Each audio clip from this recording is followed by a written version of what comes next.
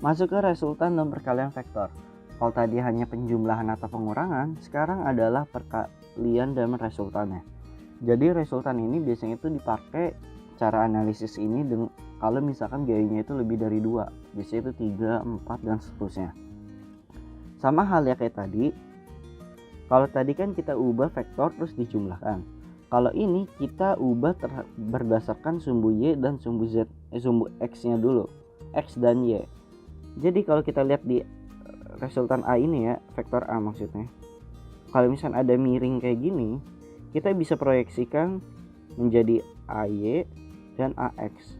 Berarti nilai di sini itu AX, nilai di sini itu AY. Jadi kalau digambar itu sama panah juga. Jadi cara pertama adalah kita jumlahkan komponen X sama Y-nya dulu. Jadi terpisah. Di sini ada X, berarti dijumlahkan sama X lagi. Ini ada CX, di sini ada BX dan seterusnya. Nah, di sini hanya kalau kalian bingung, kan ada cos ya sama sin. Apa sih bedanya? Kalau cos itu ketika sebenarnya kalian bisa pakai rumus yang tadi, yang segitiga istimewa itu. Tapi kalau mau cari gampangnya adalah ketika ada vektor seperti ini, kita anggap F, dan di sini ada sudutnya. Kalau di sini ada sudutnya, berarti cos itu adalah perapit sudut. Perapit. Jadi kalau di sini kan berarti ada Fx, di sini ada Fy ya. Yang terapit Fy atau Fx? Fx ya kan. Berarti cara nyari Fx adalah F dikali cos theta. Di sini berarti F dikali sin theta. Itu untuk cara lebih mudahnya. Oke.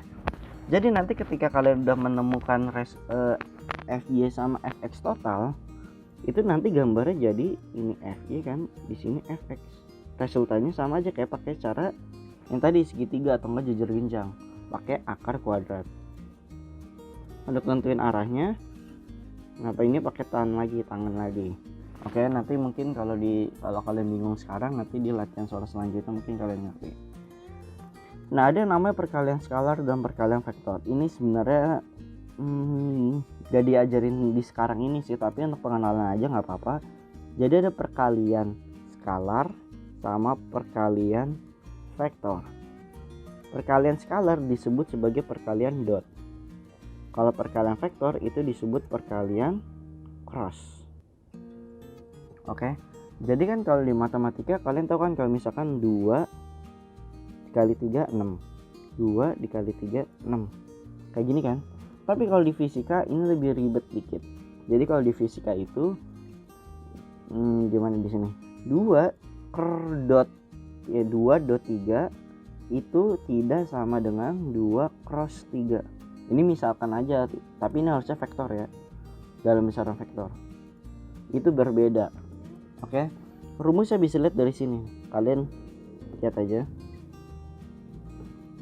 Nih. Jadi kalian tinggal masukin aja. Kalau misalkan kalian punya vektor, misalkan A itu nilainya 2i plus 3j plus 5k. Berarti kalian nanti nyusun kayak gininya nih. Yang kayak gininya berubah jadi 2,3,5. Terus masukin deh ke rumusnya. Oke, kan ini lapak nggak muat, mungkin nanti Mimin akan bikin video tentang perkalian vektor ini. Oke, yang pasti kalian untuk saat ini pahami dulu aja tentang ini. Jadi ingat, disusun dulu seperti ini, baru gunakan rumus yang ada. Nah, contoh resultan vektor itu seperti ini. Misalkan ada 3 gaya ya. Pertama tadi kan udah Mimin bilang, kita harus uraikan terhadap sumbu X dan sumbu Y. Berarti sumbu X itu di sini ada Fx1 terapit oleh sudut 37. Berarti pakainya cos. Nah, ini pakainya cos. F2 sama ke sini, berarti ada F2x atau enggak Fx2 deh. Tapi arahnya ke kiri. Berarti nilainya negatif, tapi tetap pakai cos. Ingat kalau di vektor, kalau mau mudahnya, atas dan kanan itu nilainya positif, sedangkan bawah ke kiri dia nilainya negatif. Berarti F3 kan dia geraknya vertikal. Apakah dia ada ke sumbu X-nya? Gak ada kan? Makanya sudutnya itu 90. Sudut 90 itu sama aja 0. 0 kan berarti dia nggak ada ke sumbu X-nya, berarti sama aja cuma ke sumbu Y-nya aja. Berarti kita hitung F1-nya ini kan diketahui 5 Newton. 5 Newton cos 37. Nah, kalian harus udah hafal tuh tadi, lihat di tabel sendiri aja. Kalau cos 37 itu nilainya 4/5. Berarti dikali 4/5. F2-nya nilainya 2 Newton. 2 Newton dikali cos 53 itu 3/5. Kalian hitung ketemu 2,8.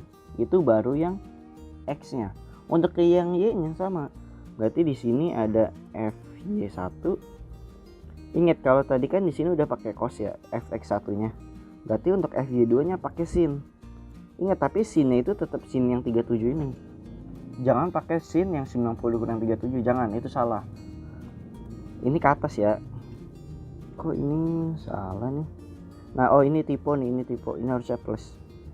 Kemudian F2 juga ke atas. Nilainya sama. Kalinya sin 53. Ini negatif. Kenapa negatif? Karena kan arahnya ke bawah. Sesuai yang kaidah ini.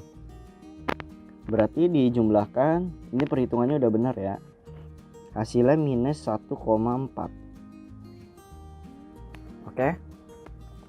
Minus 1,4. Ya benar.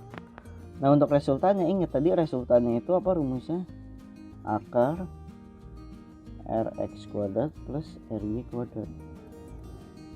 Tadi Rx nya itu dapatnya 2,8, ininya 1,4, dikuadratkan hasilnya 3,13. Nah, untuk mencari sudutnya kalian tinggal hitung ini deh, 1,4 per 2,8. Ini artinya tan pangkat min 1 itu artinya bukan 1 per tan, itu beda. Jadi kalau kalian pakai kalkulator itu namanya, ada yang namanya arcus tan. Itu untuk mencari konversi dari nilai ke sudut. Misalkan ketahui tadi kan sin 30 nilainya berapa? Setengah. Berarti kalau ada tulisan arcus arsin setengah, itu berarti nilainya adalah 30 derajat. Kayak gitu. Oke, sisanya kalian pahami sendiri dulu. Mungkin nanti kalau kalian berulang-ulang baca materinya pasti bisa. Nah, ada contoh lagi. Misalkan sama kayak tadi. Kalau tadi kan disusun secara lurus gini ya, berantakan. Kali ini bisa kita susun secara tabel. Sama kayak tadi, F1 ini nilainya 3 Newton. Berarti Fx itu di sini ya, terapit oleh 360 derajat. Berarti pakai cos 60, ketemu 1,5. F2 arahnya ke kiri, makanya negatif. F3 arahnya sama-sama ke kanan, nilainya 6 dikali cos 60, nilainya 3. Yang Y, F1-nya ke atas, F3-nya ke bawah. Tapi F2 itu hanya ke arah X, makanya sumbunya itu nilainya 0 yang di sumbu Y-nya. Udah, kemudian dijumlahkan, dapat 1,5 Newton sama 1, berapa ini? 1,5 akar 3. Setelah itu kalian rasio akar kuadratkan lagi kayak tadi, ketemu akar 9, jawabannya 3 Newton. Oke, bisa harusnya. Sama aja kayak tadi, ini sumbu X-nya itu kan 6 Newton. 6 dikali cos 60, ketemu. F2-nya ke kiri, negatif, minus 6. Tuh, udah mulai bisa kan, gampang. Ke kanan ada F3, terapit oleh 60, makanya cos 60 hasilnya 6 Newton. Sama sumbu Y lagi, sama kayak tadi. Ini kan F1 cos 60, sekarang jadi F1 sin 60. Nanti sin 60 nya kalian lihat lagi dari tabel. Jadi kalau bisa kalian catat tabel itu dan hafalkan.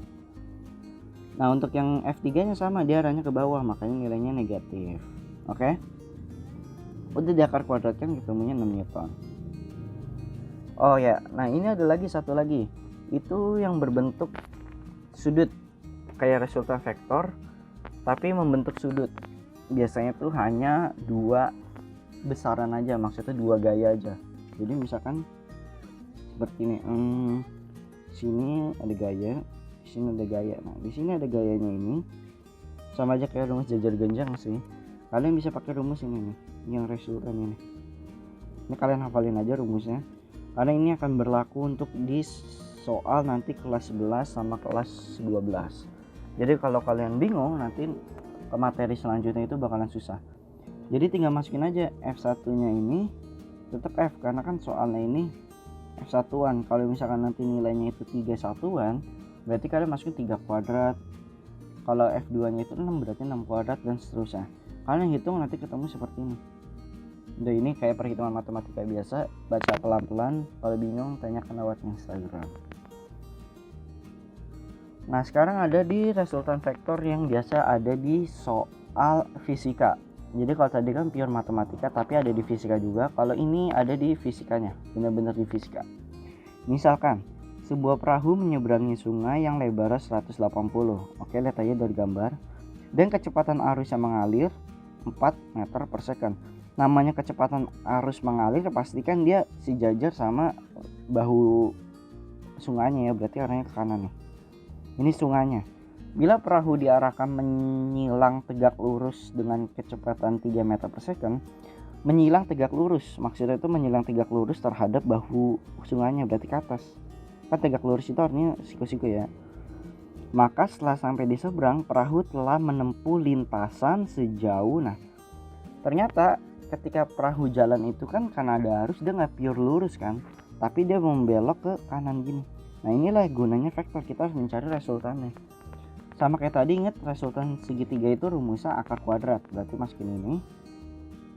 Nah ketemu nilainya 5 meter per second.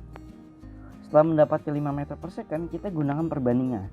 Jadi perbandingannya gini, VP itu sebanding sama, kan VP ke atas ya, sebanding dengan nilainya dari panjang AB nih. Dan VR resultan ini setara dengan AC. AC itu apa? Panjang lintasannya. Kan panjang lintasannya itu pasti serong ya, karena kan dia ada arusnya. Udah deh bandingin, nanti ketemu 300 meter. Jadi yang aslinya lebar bahunya 180, karena ada arus ketika dia jalan jadinya panjangnya itu 300 meter. Oke. Nah ini ada latihan soal. Ini juga Mimin belum ngerjain sekarang. Ini Mimin ngerjainnya itu sekarang ini. Berarti langsung aja kita pakai langsung kayak tadi, ada sumbu X sama sumbu Y, kita pisah aja. Sumbu X ada 14, arahnya positif ya ke kanan, berarti 14. Kemudian sumbu X nya lagi ada 10 sama 60. Ingat, oh ya, yang pakai sin sama cos itu yang tadi Mimi bilang terapit atau tidak terapit, itu hanya berlaku ketika sudutnya itu nempel di sumbu X kayak gini 60.